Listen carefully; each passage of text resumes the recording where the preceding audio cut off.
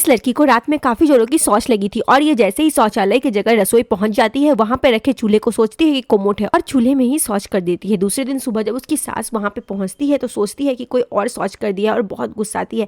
आखिर ये लड़की कैसे कर सकती है चूल्हे में शौच, क्योंकि ये मॉडर्न लड़की थी और गाँव से आई थी पहली बार शादी के बाद, और ठंड काफी पड़ती थी गाँव में और उसे काफी ठंड भी लग रही थी। लेकिन उसे शौच करने का रात को आदत भी था। दिन में जब उसकी ननद उसे शौचालय लेके जा रही होती है तो वो अपनी ननद को मतलब खुले में शौच करने के लिए तभी वो शौच नहीं कर पाती और वहां से आ जाती है। लेकिन जैसे ही रात होता है इसे काफी जोरों की शौच लग जाती है। अब उसे समझ में नहीं आता है कि वो क्या करे, इसलिए वो चूल्हे में शौच कर दी थी।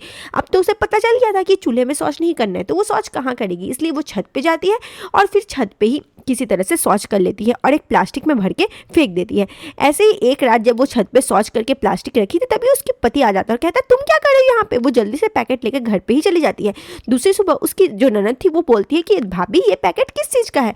वो कहती है कुछ नहीं, बस ये फेंकने का है। और वो छत पे जाती है और जैसे ही पैकेट को फेंकती है नीचे वहाँ पर उसकी सास थी जो झाड़ू लगा रही थी, सारा शौच उसके सास पे गिर जाता है। उसकी सास काफ़ी ज़्यादा परेशान हो जाती है उसकी सास, और काफ़ी उसे घिन भी आता है। वो किसी तरह से वहाँ से जाती है नहाने के लिए। कुछ दिन बाद वो लड़की वहाँ से चली जाती है, लेकिन उसकी सास अभी तक सोचती रहती है कि आखिर उसके सर पे शौच कौन कर दिया।